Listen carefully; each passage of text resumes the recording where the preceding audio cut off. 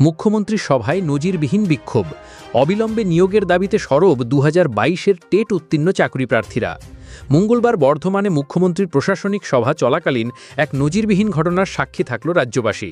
সভা চলাকালীনই প্ল্যাকার্ড হাতে নিয়ে বিক্ষোভ দেখালেন 2022 সালের টেট উত্তীর্ণ চাকরি প্রার্থীরা। অবিলম্বে নিয়োগের দাবিতে সোচ্চার হন তারা।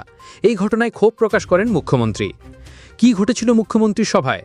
মুখ্যমন্ত্রী যখন বক্তব্য রাখছিলেন সেই সময়েই দর্শকদের মধ্যে থেকে বেশ কয়েকজন চাকরি প্রার্থী প্ল্যাকার্ড হাতে দাঁড়িয়ে পড়েন। তাদের প্ল্যাকার্ডে লেখা ছিল, অবিলম্বে নতুন প্রাথমিক শিক্ষক নিয়োগ করতে হবে এবং মুখ্যমন্ত্রীর হস্তক্ষেপ চাই। এই বিক্ষোভের জেরে সাময়িকভাবে বক্তব্য থামিয়ে দেন মুখ্যমন্ত্রী। তিনি বিক্ষোভকারীদের সভা চালিয়ে যেতে দেওয়ার অনুরোধ করেন।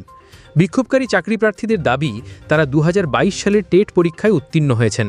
শূন্য পদে নিয়োগের প্রতিশ্রুতি দেওয়া হয়েছিল, কিন্তু 2023 সালের 10ই ফেব্রুয়ারি ফল প্রকাশের পর দীর্ঘ সময় কেটে গেলেও এখনও পর্যন্ত নিয়োগপত্র হাতে পাননি তারা।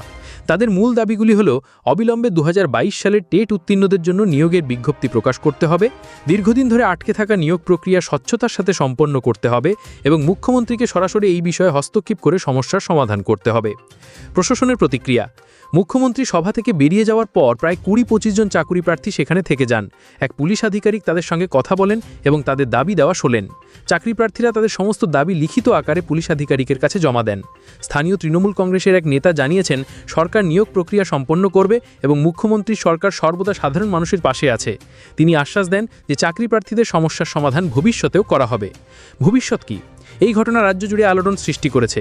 একদিকে যখন সরকার নিয়োগ প্রক্রিয়া সম্পন্ন করার আশ্বাস দিচ্ছে, অন্যদিকে তখন চাকরি প্রার্থীরা দ্রুত নিয়োগের দাবিতে অনড়। উল্লেখ্য, এর আগে 19শে আগস্ট কলকাতায় একটি বড় আকারে বিক্ষোভ প্রদর্শন করেছিলেন চাকরি প্রার্থীরা।